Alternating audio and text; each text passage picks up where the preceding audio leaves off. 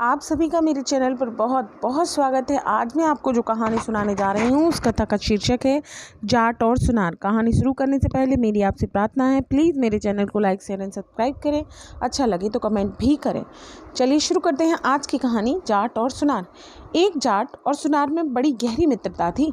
एक बार जाट सुनार के यहाँ आया। सुनार ने अपने मित्र की बड़ी आवभगत की। शाम को जब रोटी खाने का समय आया तो सुनार ने सोने की थाली में जाट के सामने खाने को परोसा। जाट की दृष्टि उस थाली पर पड़ी। उसने अपने मन में सोचा कि यह थाली तो बहुत अच्छी है, किसी न किसी प्रकार इसे प्राप्त करना चाहिए। सुनार भी जाट के मंतव्य को समझ गया कि रात को यह जाट इस थाली को चोरी करेगा। सुनार ने बड़ी चतुराई से काम लिया। उस थाली में उसने पानी भरा और एक छींके पर उसको रख दिया। इस छींके के नीचे ही उसने अपनी चारपाई बिछाई। उसी चारपाई पर वह रात को सोया। सुनार ने अपने मन में सोचा कि यदि यह जाट इस थाली को उतारेगा या चुराने का प्रयत्न करेगा तो पानी गिरने से मेरी नींद खुल जाएगी। रात को जाट उठा और धीरे से थाली को छूकर देखा तो मालूम हुआ कि इसमें पानी भरा है। जाट ने चूल्हे के पास जाकर राख छानी और इस थाली में थोड़ी थोड़ी डालता गया। अंत में उस राख में पानी को सोख लिया।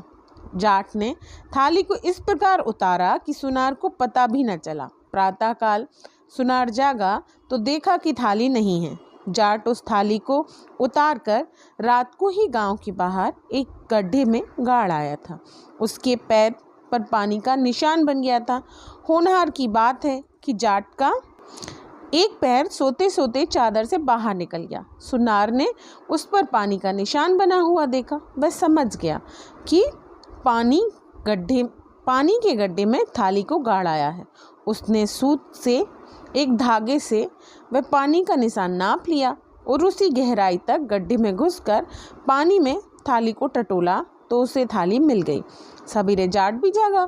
उसने सुनार से कहा, भाई अब मैं जा रहा हूँ। सुनार ने कहा, भाई कम से कम आज तो और रहो, कल चले जाना, ऐसी जल्दी क्या है। जाट ने कहा, अच्छा कल ही चला जाऊँगा।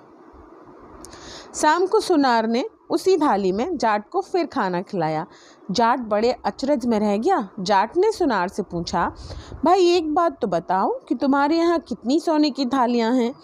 एक थाली तो मैं रात को चुरा ले गया हूँ। सुनार ने कहा, यह वही थाली है, उसे मैं उस गड्ढे में से निकाल कर ले आया हूँ जिसमें रात को तुम गाड़ आए थे।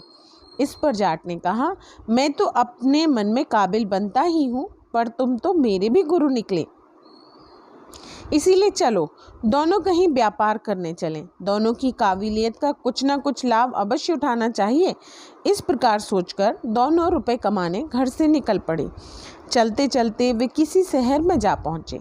आगे चलकर उन्हें एक लाश आती हुई दिखाई दी। उसके साथ बहुत से आदमी आ रहे थे। जाट और सुनार ने अपने मन में सोचा कि यह तो कोई बड़ा भारी सेठ मरा है, यही हमारा धंधा हो सकता है। मरघट पर जाकर जहाँ उसकी लाश जली वहीं उन दोनों ने एक सुरंग बनाई। उस सुरंग में सुनार को बिठा दिया। जाट इन लोगों के पीछे पीछे चलकर सेठ के घर गया। वहां जाकर उसने पूछा कि सेठ जी कहाँ हैं। सेठ के लड़कों ने कहा, वे तो आज ही मर गए हैं, अभी उनको जलाकर आ रहे हैं। अब तो जाट बड़ी जोरों से रोने लगा।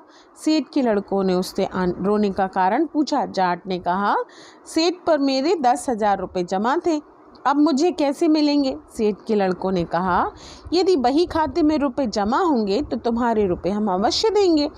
बही खाता देखा गया पर कहीं जाट के रुपयों की बात नहीं मिली। तब जाट ने कहा, हो सकता है कि सेठ ने मेरे रुपए बही में ना लिखे हों, पर मेरे तो रुपए जमा थे। अब तुम सब लोग मरघट में चलो, यदि मेरे रुपए सच्चे हैं तो सेठ स्वयं ही बोल देगा।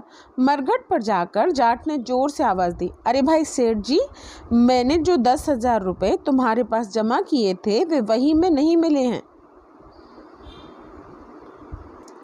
यदि मेरे रुपए तुम पर हों तो हाँ या ना में जवाब दो। वहाँ से सुनार ने आवाज़ लगाई,